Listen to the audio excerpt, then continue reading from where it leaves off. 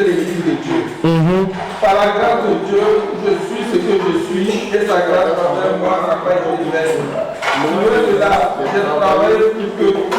Non pas moi toutefois, mais la grâce de Dieu envers moi. Amen. Nous n'avons pas dit qu'il a travaillé. Et quand on lit les épîtres de Paul, on voit qu'il a travaillé. Il a parcouru des zones, il a parcouru vraiment des distances. Mais oui, mais ce n'est pas moi. C'est la grâce de Dieu qui est avec moi. Donc, dans l'âge de l'esprit, si nous marchons par l'esprit, nous allons travailler, nous allons faire de grandes choses parce que nous marchons par l'esprit. Mais si nous utilisons l'homme naturel pour accomplir les choses de Dieu, nous serons voués à la déchéance. Parce que l'homme naturel, il est tombé. Alléluia. Oh, que Dieu nous donne d'obéir à l'esprit, de marcher avec l'esprit. Alléluia. Ce que nous devons savoir, mes frères et sœurs, c'est que le salut en Christ, parce que Christ c'est le salut qui est Christ, alléluia, est venu avec beaucoup de bénédictions. La mort de Christ et sa résurrection nous a apporté beaucoup de bénédictions. C'est pour ça que dans Tite chapitre 2 verset 11, on dit la grâce de Dieu, source de salut, a été manifestée pour tous les hommes. Christ est venu avec beaucoup de bénédictions. Dans l'œuvre de la rédemption, sa mort et sa résurrection, nous avons une profondeur de bénédiction. Alléluia. Par exemple, la nouvelle naissance. Alléluia. C'est une offre. C'est une bénédiction, c'est une offre qui vient en fait de la mort et de la résurrection de Christ. La nouvelle naissance qui nous fait devenir des fils de Dieu. Selon Jean chapitre 3 verset 12. À tous ceux qui l'ont reçu, à tous ceux qui croient en son nom, elle a donné le pouvoir de devenir enfants de Dieu. Et qui nous fait comprendre la réalité du royaume. Comme le Seigneur a dit à Nicodème, si tu ne nais d'eau et d'esprit, si tu ne nais de nouveau, tu ne peux rentrer dans le royaume des cieux. Si tu ne nais de nouveau, si tu ne peux voir, tu ne peux comprendre, tu ne peux saisir la réalité du royaume. C'est une offre de la mort et de la résurrection. C'est pourquoi ceux qui n'ont pas accepté la croix, qui n'ont pas accepté l'œuvre de la croix, ils ne peuvent pas recevoir ces bénédictions. La véritable paix, la paix que le Seigneur nous donne et qui nous donne de l'assurance. Cette paix, quand on n'a même pas envie de s'inquiéter. Tu veux t'inquiéter, mais tu ne peux pas t'inquiéter. Cette paix-là, elle nous est donnée à cause de l'œuvre de la rédemption. Alléluia. Jean chapitre 14. Je ne parle pas de la paix du monde, la paix apparente. Aujourd'hui, les gens disent qu'ils ont la paix. Ce n'est pas la paix qu'ils ont. La paix, là, quand le Seigneur te donne, même quand tu veux t'inquiéter, tu ne peux plus t'inquiéter. Tu te mets à prier devant des problèmes. Tu te mets à prier. Et comme tu es dans la provision du Seigneur, cette paix-là revient. Et quand tu veux t'inquiéter, tu ne peux plus t'inquiéter. C'est ça la paix du Seigneur. Alléluia.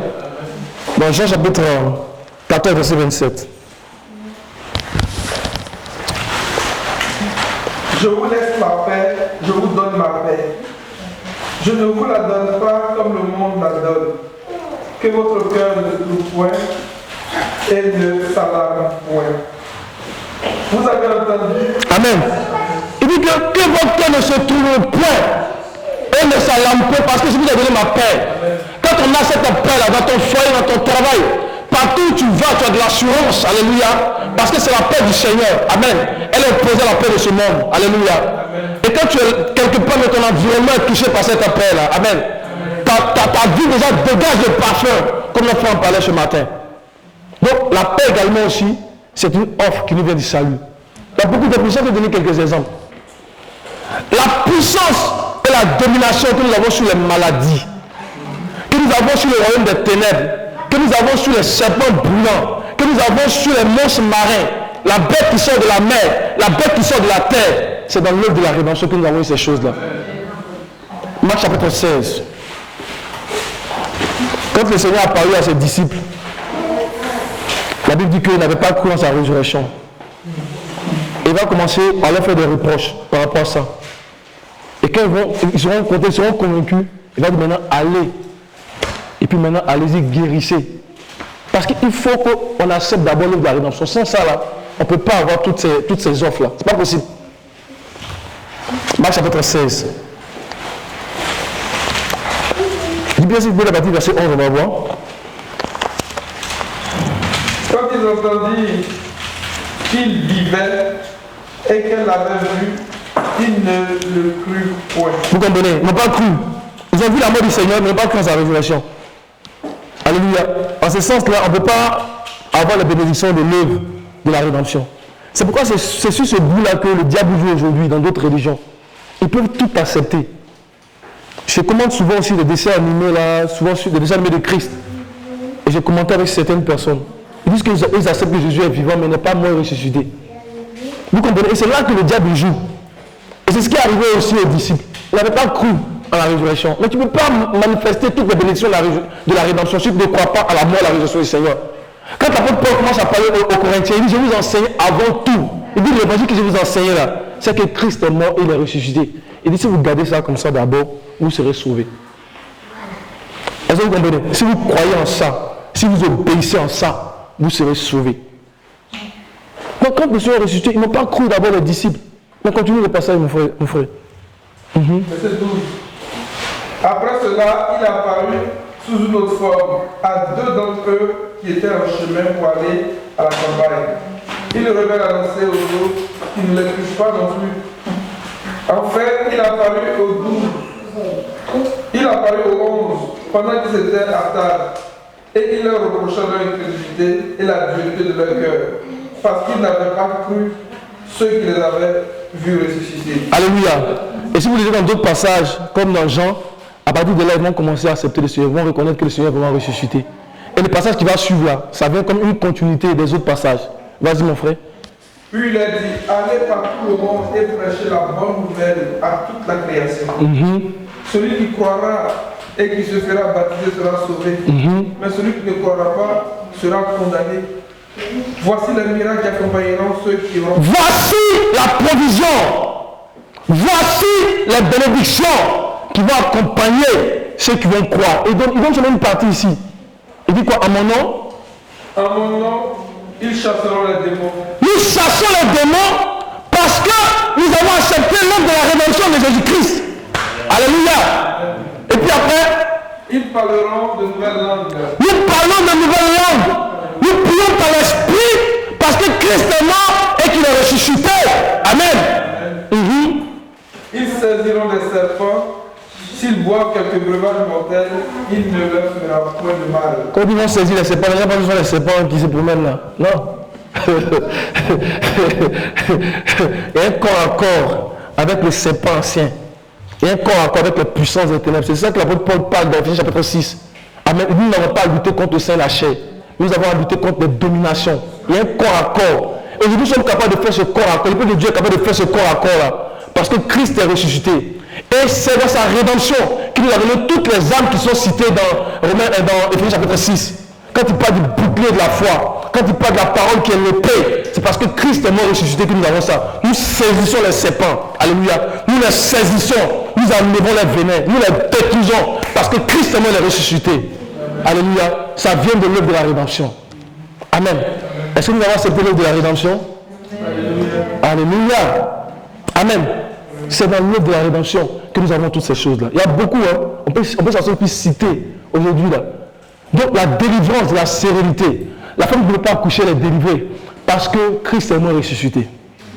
La femme qui enfante avec des douleurs, qui crie et qui ne peut même plus continuer à enfanter, elle est délivrée. Amen. Parce que souvenez-nous que quand même la femme a péché, Dieu a dit à la femme que tu vas accoucher mais avec des douleurs. Aujourd'hui le Seigneur vient et il donne à la femme de pouvoir accoucher. Amen. Dans la joie. Ne pas perdre son enfant, dans la joie. La femme stérile accouche. La délivrance des maladies, de l'amnésie, la crainte du lendemain, les inquiétudes de la vie. Qu'est-ce que je vais manger? Qu'est-ce que je vais devenir? Le diable qui vient pour presser les gens. Toutes ces choses-là sont brisées aujourd'hui à cause de l'œuvre de la rédemption. Est-ce qu'on peut dire merci Seigneur? Alléluia. À cause de l'œuvre de la rédemption. Le vieillissement. Tu as des cheveux blancs. Tu vieillis mais tu es toujours jeune. Alléluia. Parce que tu es dans la présence de l'Esprit. Alléluia.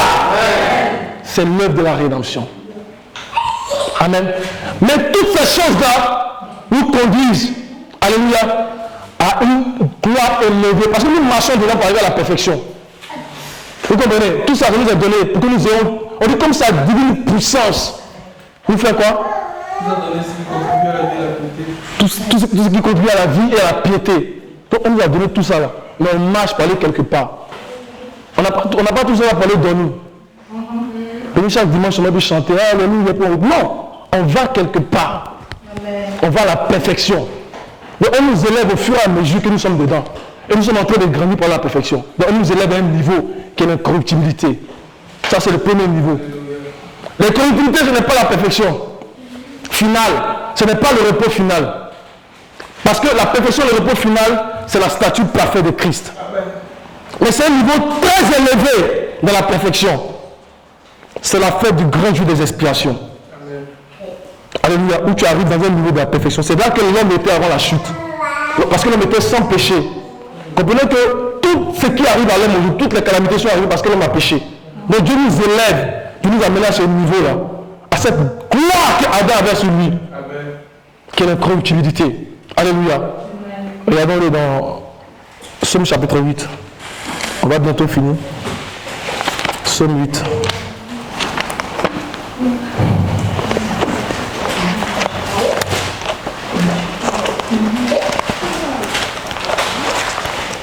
Donc vous comprenez qu'on rentre dans le repos et on va à des niveaux de repos. Le Seigneur nous amène à des niveaux de repos, comme dans le désert.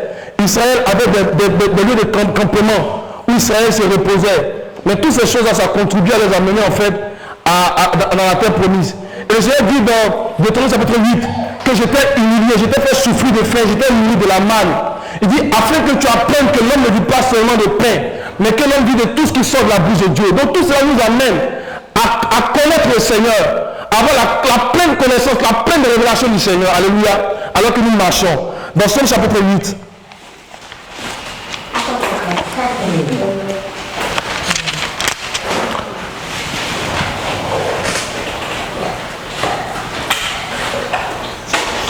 Verset 5. 1, 2, 3, on y va ensemble. Qu'est-ce que l'homme pour que tu te souviennes de lui, et le Fils de l'homme pour que tu prennes garde à lui?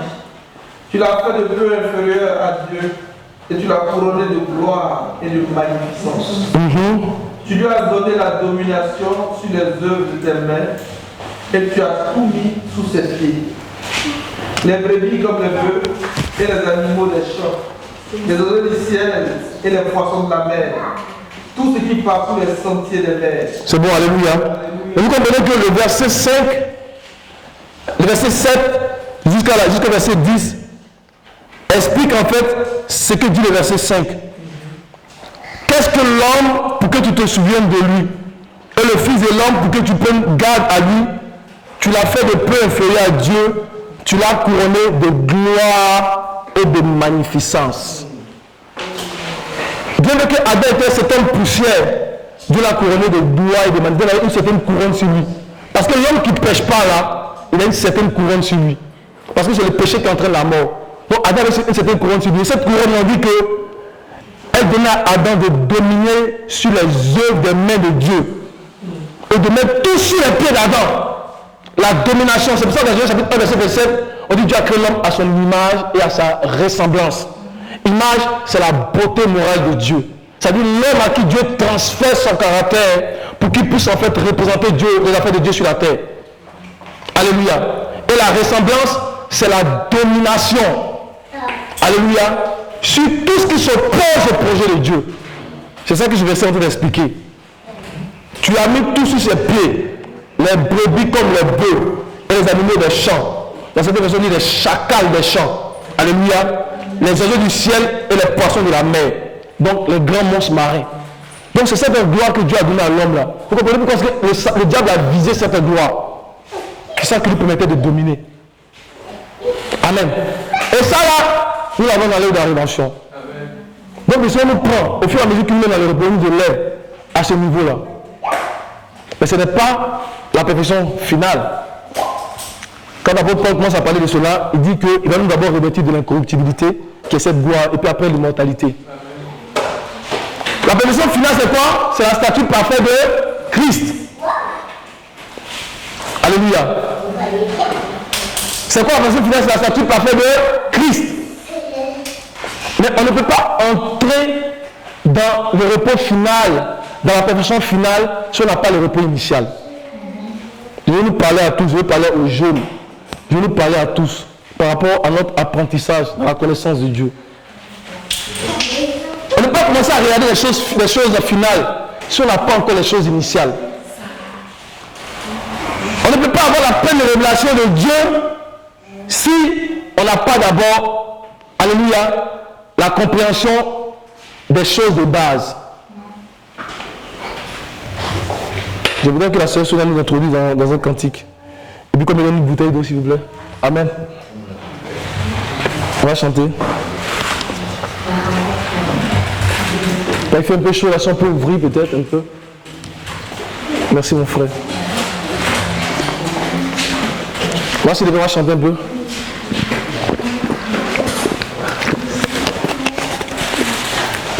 Amen. Vous avez un peu chaud, non?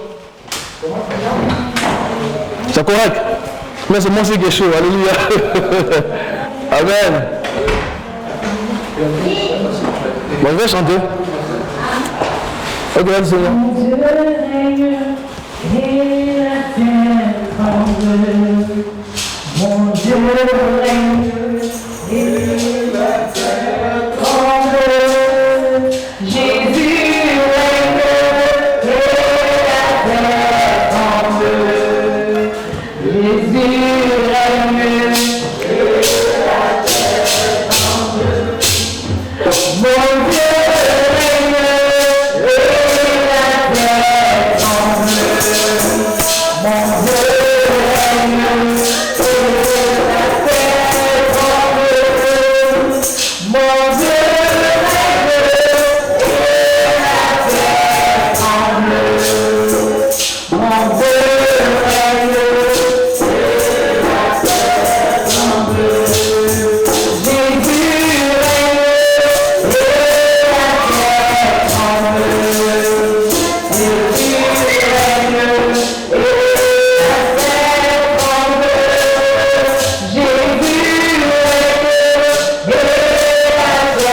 Tremble.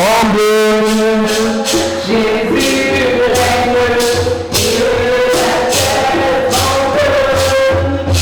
règne et la terre tremble.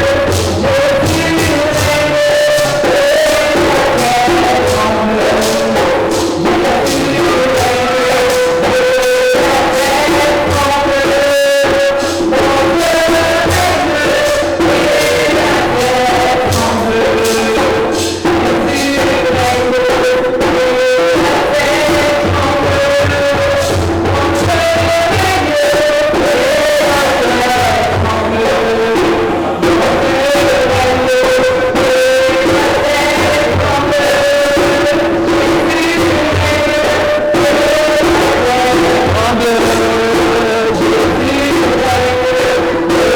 règne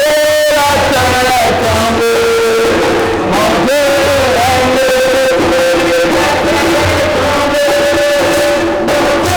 tremble. Mon Dieu règne et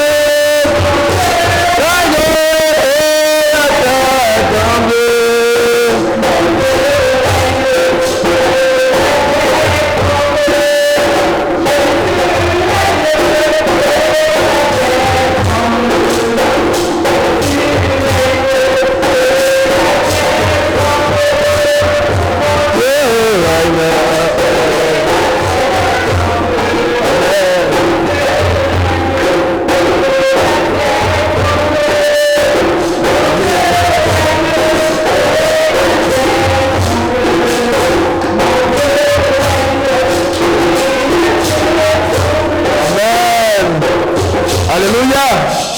Nous marchons par l'esprit. Amen. On va lire quelques versets pour voir l'offre finale. Donc on atteint l'incorruptibilité, mais ce n'est pas là qu'on doit s'arrêter. Alléluia. Le Seigneur nous veut amener à l'immortalité. L'incorruptibilité nous amène à l'immortalité parce qu'il faut que nous soyons d'abord délivrés totalement, dépouillés totalement. Alléluia. Et que le Seigneur nous introduise dans l'immortalité. Donc on va regarder dans Romains chapitre 2 verset 6 à 7 pour voir l'offre finale que nous amène l'œuvre de la rédemption, l'offre finale, là où le Seigneur nous a menés, tout chrétien doit avoir les yeux rivés sur cette offre-là, alors que nous marchons en Christ. Toute personne qui a accepté le Seigneur doit regarder à cela. Alléluia. Toute personne doit regarder à cela. Alléluia. Dernièrement, j'ai parlé avec le frère Jean-Philippe et je disais que aujourd'hui beaucoup disent qu'ils attendent la dernière trompette. Que la dernière trompette sonne pour que le Seigneur nous enlève. Mais les gens oublient quel type d'église le Seigneur vient chercher. Amen. Alors, tu vas t'enlever, mais n'oublie pas quel type d'église il vient chercher. La Bible dit dans Éphésiens chapitre 5 qu'il vient chercher une église qui est sans tache, ni ride, ni rien de semblable, sainte et répréhensible. Donc si tu ne travailles pas avec l'esprit, par l'obéissance de l'esprit, à parvenir à ça, que tu attends la trompette. Alléluia. Je ne vais pas dire la suite. Amen. On va lire dans Romains. Que Dieu nous aide. Romains chapitre 2, verset 7. Et Romains 8, verset 29 et 1 Jean 3, verset 2. Romains 2, verset 7, 8, verset 29, 1 Jean 3, verset 2. Romains 8, 2, verset 7 et 2, verset 6 à 7. Ça, c'est. On regarde vraiment. Ce que nous expliquons ici, ce que nous disons ici, là, c'est le repos final. Nous sommes entrés dans un repos initial avec le Seigneur. Nous marchons avec toutes les provisions qu'il nous a données, mais c'est pour arriver à un repos final. Alléluia. Donc, on y va. 1, 2, 3.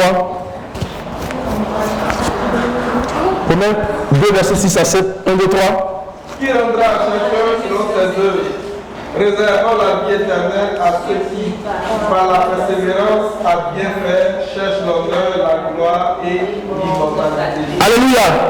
Donc l'offre finale du salut, l'offre finale de la rédemption, c'est la vie éternelle. Et on donne ici ses composants.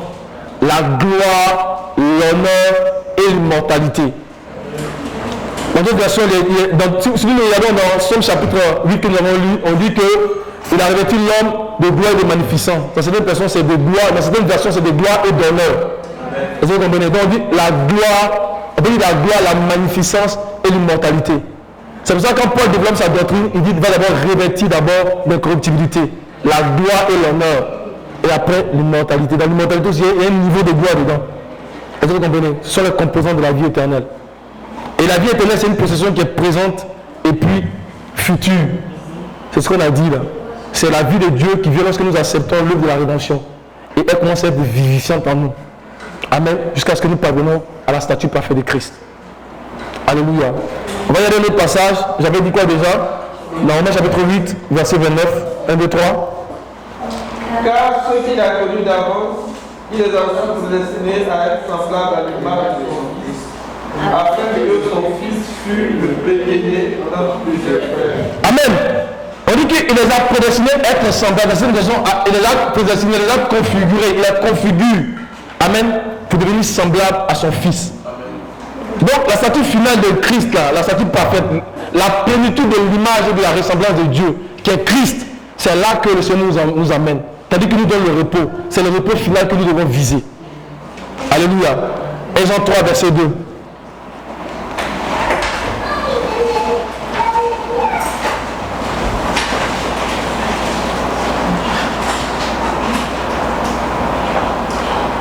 Bien-aimés, nous sommes maintenant enfants de Dieu. Et ce que nous serons n'a pas encore été manifesté. Mais nous savons que lorsque cela sera manifesté, nous serons semblables à lui parce que nous le verrons tel qu'il est. Alléluia. Donc ça c'est l'offre finale. Ça c'est l'offre finale. Alléluia. Mais, comme je dis là, on ne peut pas atteindre le repos final si on n'est pas rentré dans le repos initial. On ne peut pas avoir la pleine révélation de Christ si on n'a pas la connaissance des choses de base. Les choses de base. C'est pourquoi l'enseignement sur les 7 doctrines que nous avons commencé à l'université est vraiment important. Que nous parlons en fait des choses de base. Alléluia. Nous devons d'abord comprendre les choses de base. Amen. C'est vraiment important. Alléluia. On ne peut pas arriver au stade final de la maison si initialement on ne s'est pas accordé avec un architecte sur le plan de la maison. C'est pour ça que le Seigneur, par exemple, dans Luc chapitre 10, il dit celui qui veut bâtir une maison d'abord, qu'il s'assoit pour calculer. Amen. On calcule, après on pose des fondements. Il faut avoir les moyens de continuer. C'est l'esprit qui nous donne. Mais il faut commencer à comprendre les petites choses d'abord. Il y a des frères qui sont venus ici, là, au début, quand on parle de tabernacle, ils ne comprenaient pas c'est quoi les frères de tabernacle. Mais aujourd'hui, là, ils sont dedans. Ils comprennent. Amen. Mais tu veux dire, tu comprends déjà le tabernacle. Même tu comprends les choses du Dieu très saint. C'est bon, tu es zélé. Mais commence à comprendre d'abord le parvis. C'est vraiment important. Et c'est comme ça qu'on commence à grandir. On commence à grandir dans le Seigneur. Et à un moment donné, on arrive à la pleine connaissance de Christ. On a dit que oh, la vie éternelle, c'est qu'ils te connaissent. Toi, le seul vrai Dieu. Alléluia. De même, on ne peut pas avoir cette plénitude de l'esprit si on n'a pas d'abord les arts de l'esprit. Est-ce que vous comprenez? On ne peut pas avoir la plénitude de l'esprit si on n'a pas les arts de l'esprit. C'est un acompte que le Seigneur nous donne. Ce qui a été donné le jour de la Pentecôte là, c'est un acompte. Donc tu ne peux pas dire que je vais arriver à la plénitude de l'esprit, qui est la statue parfaite, qui est l'offre finale, si tu n'as pas d'abord l'esprit aujourd'hui, les arts de l'esprit. Est-ce que vous comprenez? On va le dire dans 2 Corinthiens chapitre 2 Corinthiens 1 verset 22. 2 Corinthiens chapitre 1 verset 22.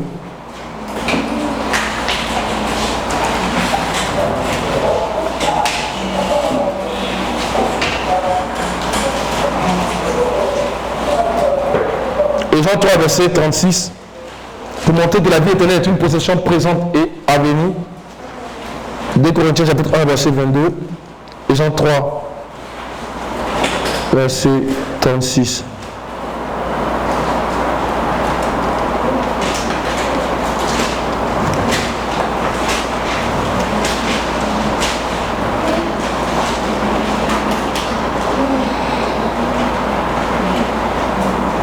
Un, deux, trois, on y va. Lequel nous a aussi marqué d'un sceau et a mis dans nos cœurs les arts de l'esprit. Amen. Donc c'est un acompte que le Seigneur donne. Mais si tu as l'esprit aujourd'hui et que tu obéis à l'esprit, ça veut dire que tu es capable d'arriver à la plénitude. Est-ce que vous comprenez? Mais si tu n'as pas les arts de l'esprit, tu ne peux pas avoir la plénitude. Si tu n'as pas la pluie de la première saison, tu ne peux pas avoir la pluie de la dernière saison. Est-ce que vous comprenez? L'autre verset c'est quoi déjà? L'autre passage qui s'est donné? On est dans Jean 3 verset 36. 1, 2, 3.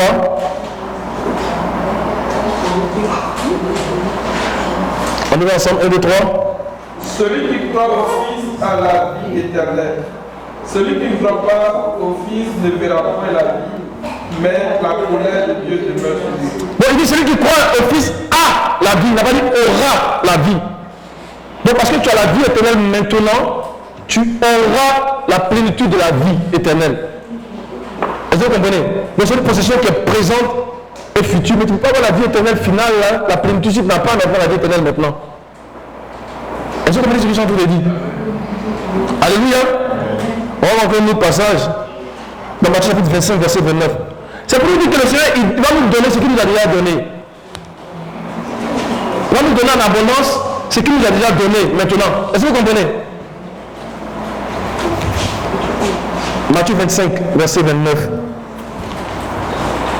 Car on donnera à celui qui a et il sera dans l'abondance, mais à celui qui n'a pas, on donnera même ce qu'il a. Hein? On dit va donner à celui qui a. Mais ça veut dire qu'il va aller d'abondance en abondance jusqu'à la plénitude de l'abondance. Alléluia, qui est la plénitude de l'esprit. On dit celui qui n'apprend pas même à ôter ce qu'il a. Tu n'as rien pour note. Amen.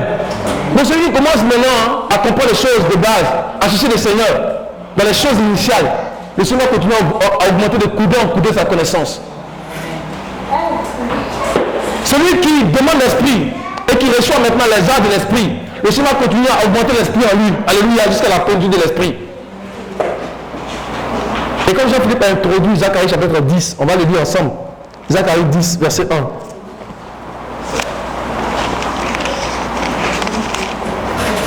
Zacharie 10, verset 1.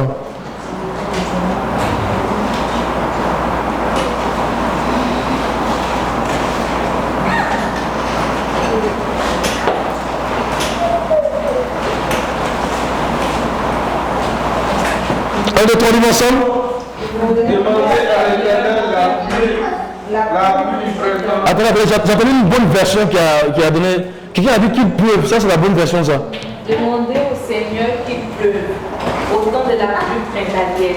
C'est le Seigneur qui produit les orages. Alléluia. Ça, tu as poussé par l'Esprit de Dieu. Et ce qu'il dit ici, là, c'est qu'on ne commence pas à demander la pluie de l'arrière-saison au temps de l'arrière-saison.